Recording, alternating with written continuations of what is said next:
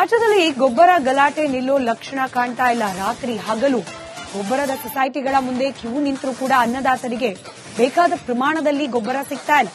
ರಾಜ್ಯ ಸರ್ಕಾರ ಮಾತ್ರ ಕೇಂದ್ರ ಸರ್ಕಾರದ ಕಡೆಗೆ ಬೊಟ್ಟು ಮಾಡೋ ಮೂಲಕ ತನ್ನ ಜವಾಬ್ದಾರಿಯಿಂದ ನುಣುಚಿಕೊಳ್ಳೋ ಪ್ರಯತ್ನ ಮಾಡ್ತಿದ್ಯಾ ಅನ್ನೋ ಅನುಮಾನ.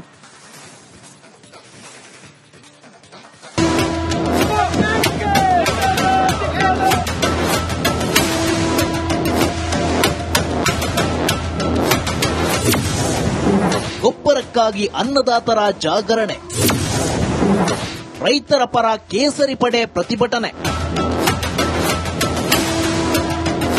ಯೂರಿಯಾ ಗೊಬ್ಬರಕ್ಕೆ ರೈತರು ಅಂಗಲಾಚುವ ದುಸ್ಥಿತಿ ಸೃಷ್ಟಿಯಾಗಿಬಿಟ್ಟಿದೆ. ಬೆಳಗ್ಗೆ ಖರೀದಿಸುವ ಗೊಬ್ಬರಕ್ಕೆ ರಾತ್ರಿಯೇ ಬಂದು ಕಾದು ನಿಲ್ಲುವಂತಾಗಿದೆ. ಕೊಪ್ಪಳದಲ್ಲಿ ಯೂರಿಯಾ ಖರೀದಿಗೆ ಅನ್ನದಾತರು ಜಾಗರಣೆಯನ್ನೇ ಮಾಡಿದ್ದಾರೆ.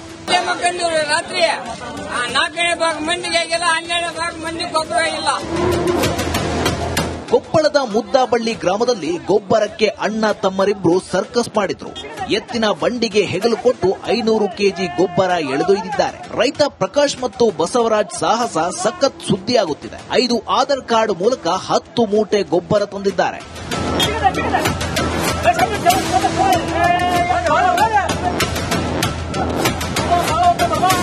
ಕೊಪ್ಪಳದಲ್ಲಿ ಗೊಬ್ಬರ ಸಮಸ್ಯೆ ಬಗ್ಗೆ ರಿಪಬ್ಲಿಕ್ ಕನ್ನಡ ವರದಿ ಬಿತ್ತರಿಸುತ್ತಿದ್ದಂತೆ ಅಧಿಕಾರಿಗಳು ಅಲರ್ಟ್ ಆದ್ರು.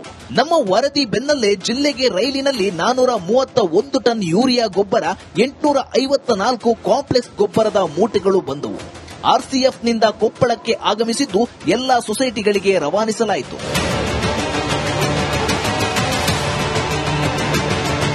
ಇತ್ತ ದಾವಣಗೆರೆ ಜಿಲ್ಲೆ ಜಗಳೂರಿನಲ್ಲಿ ಗೊಬ್ಬರಕ್ಕಾಗಿ ರೈತರು ರಸ್ತೆ ತಡೆ ನಡೆಸಿದರು. ರಸ್ತೆಯಲ್ಲೇ ಮಲಗಿ ಸರ್ಕಾರದ ವಿರುದ್ಧ ಆಕ್ರೋಶ ವ್ಯಕ್ತಪಡಿಸಿದರು. ಗೊಬ್ಬರಕ್ಕಾಗಿ ರೈತ ಮಹಿಳೆಯರು ಕಣ್ಣೀರು ಹಾಕಿದರು.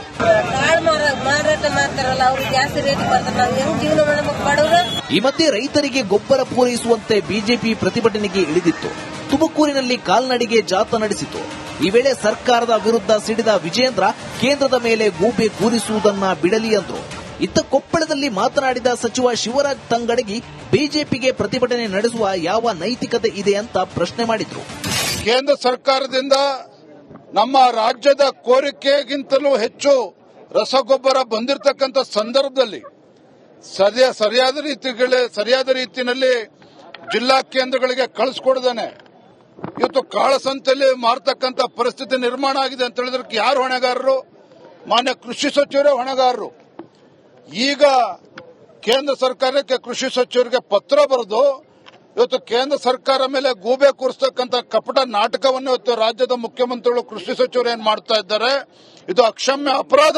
ಬಿಜೆಪಿಯವರಿಗೆ ಯಾವ ನೈತಿಕ ಹಕ್ಕು ಐತೆ ಪ್ರತಿಭಟನೆ ಮಾಡಕ್ಕೆ?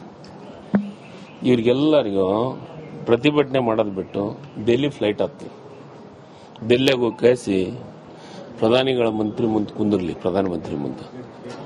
ಇವರಿಗೆ ನಾಚಿಗೆ ಮಾನ ಮರ್ಯಾದೆ ಐತೇನ್ರಿ? ಯಾವ ಮಕ್ಕ ಇಟ್ಕೊಂಡು ಇವ್ರು ಹೇಳ್ತಾರ? ಒಂದು ಸರ್ಕಾರದ ಸಿಸ್ಟಮ್ಗಳು ಗೊತ್ತಿಲ್ಲ, ವ್ಯವಸ್ಥೆ ಗೊತ್ತಿಲ್ಲ ಇವರಿಗೆ. ಯೂರಿಯಾ ಸಪ್ಲೈ ಮಾಡೋದು ಯಾರು? ಕರ್ನಾಟಕ ರಾಜ್ಯದಾಗ ಅದಾವ ಫ್ಯಾಕ್ಟರಿಗಳು. ಸಪ್ಲೈ ಮಾಡೋದು ಕರ್ನಾಟಕ ರಾಜ್ಯ ಸರ್ಕಾರನ. ಇನ್ನೊಂದೆಡೆ ಚಿತ್ರದುರ್ಗ ನಗರದಲ್ಲೂ ಬಿಜೆಪಿ ಯುವ ಘಟಕದಿಂದ ಬೃಹತ್ ಪ್ರತಿಭಟನೆ ನಡೆಸಲಾಯಿತು. ಪ್ರವಾಸಿ ಮಂದಿರದಿಂದ ಡಿಸಿ ಕಚೇರಿಯವರೆಗೆ ಪ್ರತಿಭಟನೆ ರ್ಯಾಲಿ ನಡೆಸಿ ಸರ್ಕಾರದ ವಿರುದ್ಧ ಧಿಕ್ಕಾರ ಕೂಗಲಾಯಿತು. ಎತ್ತಿನ ಗಾಡಿಯಲ್ಲಿ ಬಂದ ಬಿಜೆಪಿ ಕಾರ್ಯಕರ್ತರು ಸರ್ಕಾರದ ವಿರುದ್ಧ ಆಕ್ರೋಶ ವ್ಯಕ್ತಪಡಿಸಿದರು. Bureau report, republic Kannada.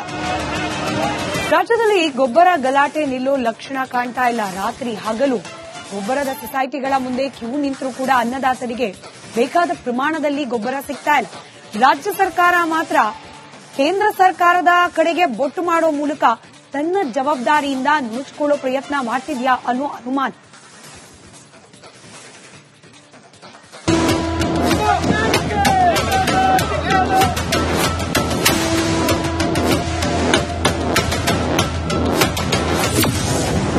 ಗೊಬ್ಬರಕ್ಕಾಗಿ ಅನ್ನದಾತರ ಜಾಗರಣೆ, ರೈತರ ಪರ ಕೇಸರಿ ಪಡೆ ಪ್ರತಿಭಟನೆ. ಯೂರಿಯಾ ಗೊಬ್ಬರಕ್ಕೆ ರೈತರು ಅಂಗಲಾಚುವ ದುಸ್ಥಿತಿ ಸೃಷ್ಟಿಯಾಗಿಬಿಟ್ಟಿದೆ. ಬೆಳಗ್ಗೆ ಖರೀದಿಸುವ ಗೊಬ್ಬರಕ್ಕೆ ರಾತ್ರಿಯೇ ಬಂದು ಕಾದು ನಿಲ್ಲುವಂತಾಗಿದೆ. ಕೊಪ್ಪಳದಲ್ಲಿ ಯೂರಿಯಾ ಖರೀದಿಗೆ ಅನ್ನದಾತರು ಜಾಗರಣೆಯನ್ನೇ ಮಾಡಿದ್ದಾರೆ. ರಾತ್ರಿ 4ನೇ ಭಾಗ ಮಂದಿಗೆ ಆಗಿಲ್ಲ, 12ನೇ ಭಾಗ ಮಂದಿ ಗೊಬ್ಬರ ಇಲ್ಲ. ಕೊಪ್ಪಳದ ಮುದ್ದಾಬಳ್ಳಿ ಗ್ರಾಮದಲ್ಲಿ ಗೊಬ್ಬರಕ್ಕೆ ಅಣ್ಣ ತಮ್ಮರಿಬ್ರು ಸರ್ಕಸ್ ಮಾಡಿದ್ರು. ಎತ್ತಿನ ಬಂಡಿಗೆ ಹೆಗಲು ಕೊಟ್ಟು 500 ಕೆಜಿ ಗೊಬ್ಬರ ಎಳೆದೊಯ್ದಿದ್ದಾರೆ. ರೈತ ಪ್ರಕಾಶ್ ಮತ್ತು ಬಸವರಾಜ್ ಸಾಹಸ ಸಖತ್ ಸುದ್ದಿಯಾಗುತ್ತಿದೆ. 5 ಆಧಾರ್ ಕಾರ್ಡ್ ಮೂಲಕ 10 ಮೂಟೆ ಗೊಬ್ಬರ ತಂದಿದ್ದಾರೆ.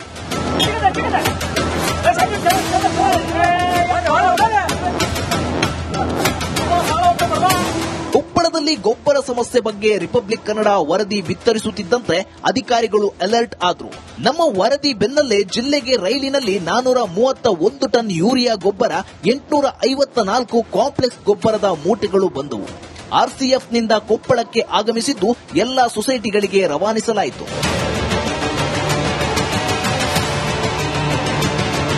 ಇತ್ತ ದಾವಣಗೆರೆ ಜಿಲ್ಲೆ ಜಗಳೂರಿನಲ್ಲಿ ಗೊಬ್ಬರಕ್ಕಾಗಿ ರೈತರು ರಸ್ತೆ ತಡೆ ನಡೆಸಿದರು. ರಸ್ತೆಯಲ್ಲೇ ಮಲಗಿ ಸರ್ಕಾರದ ವಿರುದ್ಧ ಆಕ್ರೋಶ ವ್ಯಕ್ತಪಡಿಸಿದರು. ಗೊಬ್ಬರಕ್ಕಾಗಿ ರೈತ ಮಹಿಳೆಯರು ಕಣ್ಣೀರು ಹಾಕಿದರು.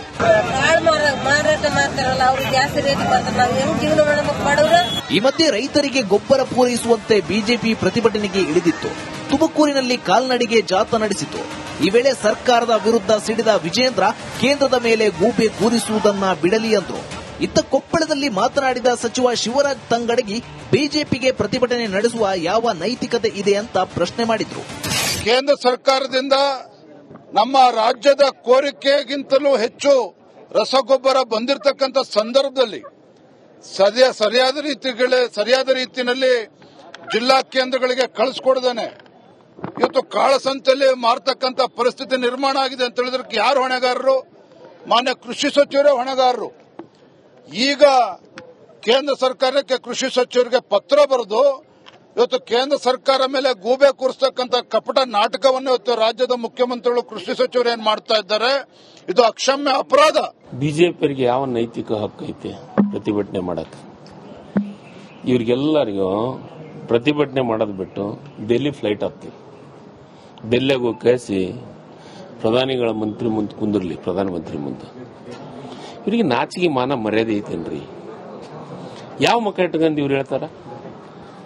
ಒಂದು ಸರ್ಕಾರದ ಸಿಸ್ಟಮ್ಗಳು ಗೊತ್ತಿಲ್ಲ, ವ್ಯವಸ್ಥೆ ಗೊತ್ತಿಲ್ಲ ಇವರಿಗೆ. ಯೂರಿಯಾ ಸಪ್ಲೈ ಮಾಡೋದು ಯಾರು? ಕರ್ನಾಟಕ ರಾಜ್ಯದಾಗ ಅದಾವ ಫ್ಯಾಕ್ಟರಿಗಳು? ಸಪ್ಲೈ ಮಾಡೋದು ಕರ್ನಾಟಕ ರಾಜ್ಯ ಸರ್ಕಾರನ? ಇನ್ನೊಂದೆಡೆ ಚಿತ್ರದುರ್ಗ ನಗರದಲ್ಲೂ ಬಿಜೆಪಿ ಯುವ ಘಟಕದಿಂದ ಬೃಹತ್ ಪ್ರತಿಭಟನೆ ನಡೆಸಲಾಯಿತು. ಪ್ರವಾಸಿ ಮಂದಿರದಿಂದ ಡಿಸಿ ಕಚೇರಿಯವರೆಗೆ ಪ್ರತಿಭಟನೆ ರ್ಯಾಲಿ ನಡೆಸಿ ಸರ್ಕಾರದ ವಿರುದ್ಧ ಧಿಕ್ಕಾರ ಕೂಗಲಾಯಿತು. ಎತ್ತಿನ ಗಾಡಿಯಲ್ಲಿ ಬಂದ ಬಿಜೆಪಿ ಕಾರ್ಯಕರ್ತರು ಸರ್ಕಾರದ ವಿರುದ್ಧ ಆಕ್ರೋಶ ವ್ಯಕ್ತಪಡಿಸಿದರು. Bureau report, republic Kannada.